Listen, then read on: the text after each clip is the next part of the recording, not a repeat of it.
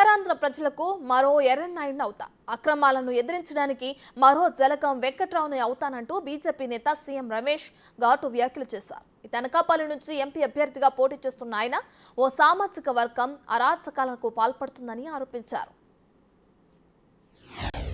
ఈ అనకాపల్లి నియోజకవర్గంలో ఎవరికి అన్యాయం జరుగుతున్నా నా దృష్టికి తీసుకొని వస్తే ఇంతకన్నా డబుల్గా రియాక్ట్ అయితేనే తప్ప వీరి గురించి నేను ఆలోచన చేయను. ఎందుకంటే దౌర్జన్యము చేసేది ఎక్కడ?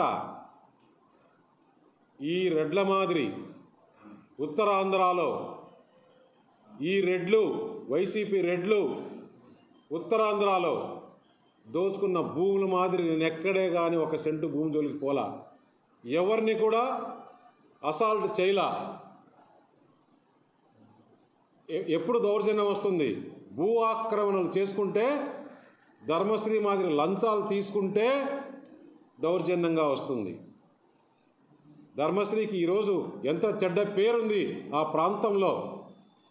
ఇతను కాంట్రాక్టర్ల దగ్గర లంచాలు తీసుకుంటున్నాడు, ప్రతి ఉద్యోగం దగ్గర లంచం తీసుకుంటున్నాడు, అధికారులను బెదిరిస్తున్నాడు.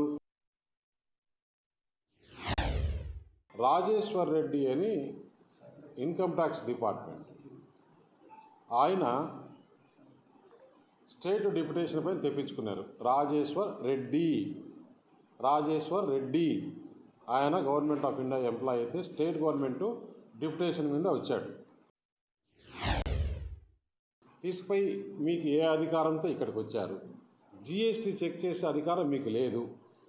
టైల్స్ షాపు అక్కడ ఏమన్నా వేరేటి ఏమీ అమ్మట్లేదు, ఓన్లీ టైల్స్ అనేది మీరు కనుక్కోండి. ఫ్యాక్టరీలో నుంచి బయటకు వచ్చేటప్పుడే జిఎస్టీ కట్టితేనే ఫ్యాక్టరీలో నుంచి బయటకు వస్తుంది. ఏ టైల్స్ కూడా ఇప్పుడు సిమెంట్ ఇండస్ట్రీ, స్టీల్ ఇండస్ట్రీలో జిఎస్టీ ముందు కడితేనే బయటకు వస్తుంది. వాళ్ళ ట్యాక్స్ ఎవాక్సేషన్ ఎక్కడి నుంచి వస్తుంది? కేవలము కాల్ రికార్డు ఉంది. ఆ బుచ్చిబాబు ట్రేడర్స్ అనే అతని దగ్గర, అతని పేరు బుచ్చిబాబు.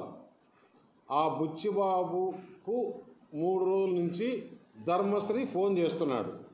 నువ్వు తెలుగుదేశంతో తిరుగుతున్నావు, నువ్వు తెలుగుదేశంలో జాయిన్ అయ్యేదానికి